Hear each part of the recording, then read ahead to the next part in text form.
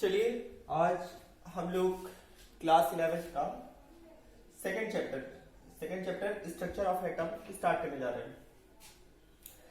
Structure of atom, जैसे structure क्या चीज होती है कि जिस तरीके की उसकी बनावट होती है, किसी भी चीज की जिस तरह की बनावट होती है उसे स्ट्रक्चर कहा जाता है। जैसे कोई गोल होता है तो उसे सर्कुलर स्ट्रक्चर कहा जाता है, और कोई रोम्बिक होता है तो उसका अलग स्ट्रक्चर होता है, स्क्वायर स्ट्रक्चर होता है, तो अलग अलग तरह के स्ट्रक्चर होते हैं। तो यहाँ पे लिखा हुआ है स्ट्रक्चर ऑफ एटम। तो एटम का स्ट्रक्चर कैसा होता है, तो जैसे कि आप जानते हैं या थोड़ा बहुत समझते होंगे कि आज तक एटम किसी ने नहीं देखा है। आज तक जो भी माइक्रोस्कोप भी बने हैं या जिस तरह से माइक्रोस्कोप से चीजें देखी जाती हैं, तो उसमें आज तक एटम का स्ट्रक्चर देखा नहीं जा सकता है। जो भी माइक्रोस्कोप, बहुत हाई डेफिनेशन माइक्रोस्कोप भी बनाए जा चुके हैं, पर उसमें से भी किसी भी चीज से आप स्ट्रक्चर एटम का नहीं देख सकते। तो आखिर ये चैप्टर हमने समझा कैसे, और ये चैप्टर कैसे आया कि स्ट्रक्चर ऑफ एटम क्या होता है। तो स्ट्रक्चर ऑफ एटम के बारे में जैसे हमको जानकारी मिली या साइंटिस्ट को जानकारी मिली, तो ये जानकारी बहुत सारे एक्सपेरिमेंट करने के बाद मिली। ये नहीं कि केवल माइक्रोस्कोप से देख लिया गया और उससे हमको पता लग गया कि स्ट्रक्चर इस तरह का होता होगा एटम का। जैसे आप किसी चीज को देख लेते हैं और उससे ये समझ जाते हैं कि उसका स्ट्रक्चर किस तरीके का है। कोई बिल्डिंग देख लेते हैं, कोई घर देख लेते हैं या कोई डिजाइन देख लेते हैं, मगर ऐसा कुछ नहीं है कि आपने एटम को देखा और उसका स्ट्रक्चर बता दिया। एटम को देखा नहीं गया है। हाँ, कुछ एक्सपेरिमेंट ऐसे किए गए जिससे आपको पता लगा कि उसका स्ट्रक्चर कैसा है। जैसे मान लीजिए आपके पास कोई गुफा है या कोई कैनाल है, तो उसमें आप अंदर घुस के जा नहीं सकते, अंदर घुसना नहीं चाहते, मगर बाहर से ही जानना चाहते हैं कि वो कैनाल क्या है और उसमें कैसा स्ट्रक्चर होगा। तो आपके पास एक तरीका है कि आप उसमें कोई पत्थर फेंकिए, अगर वो पत्थर आर पार हो जाता है तो उससे आपको पता लग जाएगा कि उसके बीच में इम्पिटी स्पेस है। अगर वो पत्थर आर पार नहीं होता, टकरा के रुक जाता है या वापस आ जाता है, तो उससे आपको थोड़ा बहुत पता लग जाएगा कि हाँ, उस गुफा में बीच में कोई ब्लॉकिंग चीज है जो रोक सकती। तो इसी तरह से काफी सारे एक्सपेरिमेंट करने के बाद हमको पता लगा कि एटम का स्ट्रक्चर कैसा होता है। ये जैसे अभी तक की जानकारी के हिसाब से यही है कि एटम का स्ट्रक्चर इस तरह का होता है, मगर आगे कुछ और एक्सपेरिमेंट हो या आगे कुछ और जानकारियां निकले जिससे स्ट्रक्चर ऑफ एटम के बारे में और भी जानकारी आपको मिल सकती है। अब ये स्ट्रक्चर ऑफ एटम, या जैसे हमने केमिस्ट्री के डिफिनेशन में समझा था कि हमें स्ट्रक्चर पढ़ना पड़ता है एटम्स का या बहुत सारी चीजों का स्ट्रक्चर के बारे में जानकारी मिलती है। तो स्ट्रक्चर कैसा होता है एटम का और इतना इंपॉर्टेंट क्यों है और इस चैप्टर को हमको पढ़ने की क्या जरूरत है, तो फिलहाल तो आप इतना समझ लीजिए कि केमिस्ट्री का सबसे इंपॉर्टेंट चैप्टर, मतलब जो केमिस्ट्री को डिफाइन करता है कि केमिस्ट्री क्या है, वो यही चैप्टर है, स्ट्रक्चर ऑफ एटम। मतलब एटम के बारे में जो सबसे छोटी चीज होती है किसी भी मैटर के अंदर, मैटर आप लोग समझते हैं जिसको 5 सेंसर से रिकॉग्नाइज किया जा सकता है, उसे मैटर कहा जाता है। या जिसके पास मास हो और जिसका वेट, जिसके पास मास हो और जो स्पेस ऑक्युपाई करता है, उसे भी मैटर कहा जाता है। बहुत सारी डिफिनेशन है मैटर की, मगर ये इतना एटम, तो जितने भी मैटर होते हैं वो सब किससे बने रहते हैं, एटम से बने रहते हैं।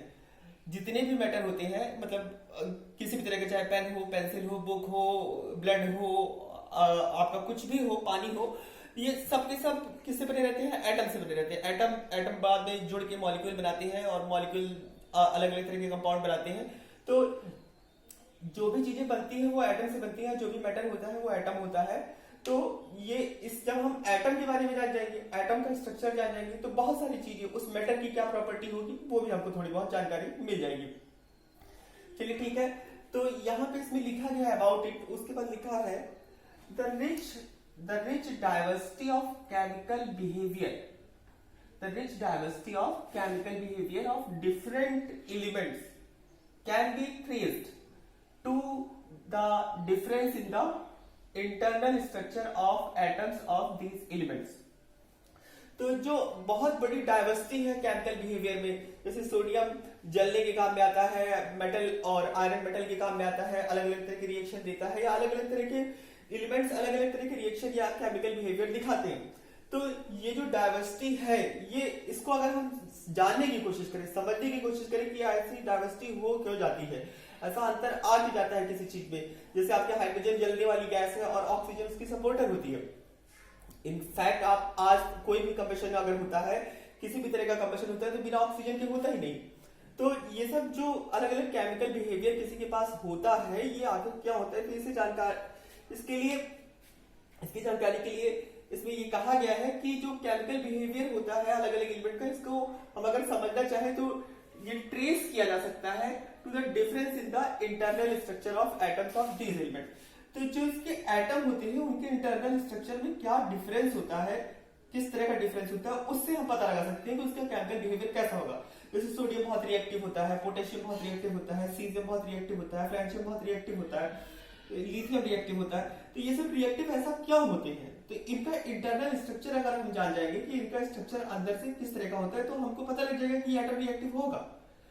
उसका इंटरनल स्ट्रक्चर किस तरह का होता है उससे पता लग जाएगा कि वो रिएक्टिव है कि नहीं है। अब जैसे कोई रिएक्टिव नहीं होता, ऑक्सीजन रिएक्टिव होती है, और जैसे नाइट्रोजन आपका रिएक्टिव नहीं होता, तो उसका इंटरनल स्ट्रक्चर देखने से आपको पता लग जाएगा कि नाइट्रोजन क्यों रिएक्टिव नहीं होती। ऐसा कौन सी चीजें आ जाती है जिसकी वजह से नाइट्रोजन या नाइट्रोजन का मॉलिक्यूल रिएक्टिव नहीं होता।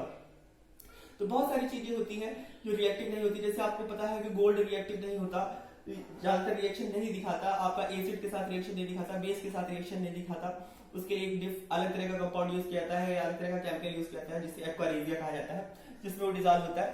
तो ऐसा होता क्यों है? ये होता इसकी वजह से, इसके लिए आप जो भी रीजन है, तो मेन इसमें इस चैप्टर में यही बताने की कोशिश की है कि जितने भी आप डिफरेंट तरह के केमिकल बिहेवियर किसी एटम के समझ सकते हैं, वो एटम के स्ट्रक्चर के थ्रू समझ सकते हैं। बस इतना सा इस डिफिनेशन में बताया गया है। तो अब इसकी हिस्ट्री क्या है, एटम की हिस्ट्री क्या है, एटम के बारे में बहुत दिन से पढ़ा जा रहा है, तो एटम की हिस्ट्री क्या होती है इसमें थोड़ा बहुत ये जो चीजें हैं। तो existence of atom, Indian and Greek philosopher, तो इंडियन और ग्रीक फिलोसफर ने दोनों ने ही एटम के बारे में बहुत पहले एग्जिस्टेंस के बारे में बताया था। और इसमें लिखा है 400 BC। तो 400 का मतलब समझते होंगे, BC का मतलब ये होता है कि जैसे जो जीरो शताब्दी रही होगी, या जीरो से जब सन चालू हुआ होगा उससे 400 साल पहले। तो मान लीजिए आज 2020 चल रहा है, तो 2020 में आप 40 और जोड़ दीजिए, 400 और जोड़ दीजिए, तो वही 2420 के करीब की बात है। तो 2420 साल पहले की बात है ये। BC मतलब बिफोर क्राइस्ट होता है। तो 2420 साल पहले ही हमको पता लग गया था कि एटम कोई चीज होती है, एग्जिस्टेंस ऑफ एटम, उसके बारे में कुछ जानकारी थी हम लोगों को। तो उस वक्त क्या जानकारी थी हमको एटम के बारे में? तो उसमें लिखा है fundamental building block of matter. ये फंडामेंटल बिल्डिंग ब्लॉक है मैटर का, मतलब कोई भी मैटर हो, किसी भी तरीके का हो, एयर हो, वाटर हो, और सॉलिड हो, पेड़ हो, पौधे हो, किसी भी तरह का मैटर होगा, तो उसका फंडामेंटल सबसे बेसिक जो पार्ट होगा, या सबसे छोटा जो पार्ट होगा जिससे वो बनता है, वो फंडामेंटल पार्ट होगा आपका एटम। ये बहुत पहले जानकारी हो चुकी थी, मगर इसके पीछे कोई साइंटिफिक रीजन उन लोगों के पास नहीं था। उन लोगों ने कहा कि अगर किसी चीज को आप लगातार काटते जाइए तो वो छोटा होता चला जाएगा, नो डाउट वो छोटा होता चला जाएगा। एक टाइम ऐसा आएगा कि वो इतना छोटा हो जाएगा कि उसे आप आगे नहीं काट पाएंगे। तो वही जो आगे नहीं काटा जा सकता या आगे नहीं तोड़ा जा सकता, उसी चीज को कह दिया गया atom. Atom word come from Greek word एटोमियो। तो एटोमियो का मतलब क्या होता था? ए मतलब जैसे ए समझती होंगी कि ए अलग से लगाया जाता है, एसिमेट्रिक, इस तरह से जो अलग तरह का हो, तो उसमें लिखा है एटोमियो। तो उसका मतलब है विच मीन्स अनकटेबल और नॉन डिविजिबल। तो जिसे नहीं काटा जा सकता हो या जिसे और तोड़ा नहीं जा सकता हो, उसी चीज को कहा जाता है एटम। तो ये जो एटोमियो वर्ड से ही हमारा एटम वर्ड आया। बहुत सारे वर्ड ऐसे होते हैं जो ग्रीक से या फ्रेंच से लिए जाते हैं या हिंदी से भी लिए जाते हैं। तो इसमें यही बताने की कोशिश की कि एटम वर्ड आया कहां से है और उसका क्या मतलब होता है। तो उस सेंस से एटम वर्ड आया है। जानकारी के लिए आपको मालूम होना चाहिए कि ग्रीक वर्ड एटोमियो से ही एटम आया है। चलिए ठीक है, तो ये एग्जैक्टली हमको जानकारी कब से थी? बहुत पुराने से थी, और जिसके बारे में थोड़ा बहुत जानकारी से हमको ये पता लगा कि 2420 साल पहले से हमको जानकारी थी कि एटम कोई चीज होती है। चलिए ठीक है, तो ये तो हमने किसी तरह से एक तरह से अपने दिमाग से सेंस लगा लिया कि जहां पे एकदम आखिरी छोर आ जाए, जिसके बाद हम उसे काटा ना जा सके या तोड़ा ना जा सके, तो वो सबसे छोटी चीज होगी। ये तो कि एक सिंपल सा सेंस है, ठीक है। फिर उसके बाद हम धीरे धीरे इसके बारे में जानकारी जैसे बढ़ती रही, तो एक इंग्लिश स्कूल टीचर जिनका नाम था जॉन डॉल्टन, तो उन्होंने 1808 में एडी इसमें लिखा है। तो एडी का मतलब ये है कि जो इस वक्त चल रहा है, मतलब 0 शताब्दी से आगे की बात। तो 0 शताब्दी से मतलब ईसा मसीह के जन्म से 1808 साल बाद, 1808 साल बाद ये जॉन डॉल्टन ने एटम के बारे में एक थ्योरी दी जिसे कहा जाता है डॉल्टन एटॉमिक थ्योरी। बहुत इंपॉर्टेंट थ्योरी है। इसके कुछ पॉइंट्स हैं जो आपने 10th में भी पढ़े होंगे, क्लास 11th के पहले चैप्टर में भी पढ़े होंगे। इंपॉर्टेंट है ये। तो डाल्टन एटॉमिक थ्योरी आपको मालूम हो चाहिए कि ये इंसान या इस बंदे ने पहली बार एटम के बारे में कोई थ्योरी दी थी और जिसे साइंटिफिकली प्रूव किया जा सकता है, साइंस के थ्रू उसने दिया था, एक्सपेरिमेंट के थ्रू दिया था। तो डाल्टन एटॉमिक थ्योरी सबसे पहले आई। तो regarding that at is the ultimate particle of matter, ultimate particle of matter regarding that at is the ultimate particle of matter is atom. तो उन्होंने ये बताया कि अल्टीमेट पार्टिकल ऑफ मैटर क्या होता है। अल्टीमेट पार्टिकल मतलब जो एकदम अल्टीमेटली मतलब एकदम आखिरी, तो सबसे जो आखिरी छोर होता है किसी भी मैटर का, सबसे जो छोटी चीज होती है मैटर की, वो एटम होती है। ये डाल्टन ने बताया था अपने एक्सपेरिमेंट से। अब बाद में ड्रॉबैक्स ऑफ डाल्टन थ्योरी आई, जिसमें बहुत सारी चीजें जैसे लॉ ऑफ केमिकल कॉम्बिनेशन, ये आप पहले चैप्टर में पढ़ेंगे। तो लॉ ऑफ केमिकल कॉम्बिनेशन को डाल्टन बहुत अच्छी तरह से एक्सप्लेन कर लेते थे, मगर ये सबसे पहले इनका जो ड्रॉबैक आया, जैसे कि आप जानते होंगे, जैसे कोई पेन है आपके पास, तो पेन को अगर आप अपने बाल में ऐसे इस तरह से रगड़ते हैं तो इससे फ्रिक्शन करने की वजह से इसमें एक तरह का चार्ज डेवलप हो जाता है, और ये जो चार्ज डेवलप हो जाता है इसके ऊपर, इसे आप किसी चीज पे टच करवाएं या कोई छोटे छोटे कागज के पीस है तो ये इसे अट्रैक्ट कर लेगा। अब ये अट्रैक्ट कर लेता है तो ये ऐसा कौन सा फोर्स आता है जिसे फ्रिक्शनल इलेक्ट्रिसिटी कहा जाता है। तो ये सब चीजों को डाल्टन एक्सप्लेन नहीं कर पाए थे, इनकी एटॉमिक थ्योरी एक्सप्लेन नहीं कर पाते थे कि ऐसा क्या होता है, और ऐसे बहुत सारे ड्रॉबैक थे डाल्टन एटॉमिक थ्योरी के। तो जिसकी वजह से डाल्टन की थ्योरी को थोड़ा सा निग्लेक्ट किया गया और मतलब उसे डोमिनेट हो गया। और उसके बाद ये जो शुरुआत हुई डाल्टन एटॉमिक थ्योरी के बाद, तो साइंटिस्ट लोगों ने सोचने की कोशिश की कि एटम है, चलिए ठीक है, एटम एक चीज होती है, एटम के बारे में डाल्टन इतना सब कुछ बताया, पर एटम के अंदर क्या होता है या एटम से भी कोई छोटी चीज होती है, तो उसके बारे में स्टडीज चालू हुई। तो उसमें लिखा है कि end of 19th and beginning of 20th century, तो एंड ऑफ 19th सेंचुरी मतलब 1800 से 1900 के बीच में। तो जब 1800 से 1900 के बीच में और जो 1900 से 2000 के बीच में जो स्टडीज हुई 2000 से, तो उस स्टडीज से हमको ये पता लगा कि एटम को फर्दर डिवाइड किया जा सकता है, एटम को भी अंदर डिवाइड किया जा सकता है कि एटम कोई अल्टीमेट पार्टिकल नहीं है, एटम के अंदर भी कुछ पार्टिकल होते हैं जिनकी हमको जानकारी होनी चाहिए जो एटम को डिफाइन करते हैं। अब एटम अलग अलग प्रॉपर्टी क्या रखते हैं तो ये तो डाल्टन नहीं बता पाए थे, तो उसके अंदर कुछ ऐसी चीजें होती हैं जो एटम को डिफरेंट बना देती हैं। तो वो अंदर कौन कौन सी चीजें होती हैं जो एटम को डिफरेंट बना देती हैं, तो उसमें बहुत सारे पार्टिकल पाए जाते हैं जिन्हें सब एटॉमिक पार्टिकल्स कहा जाता है।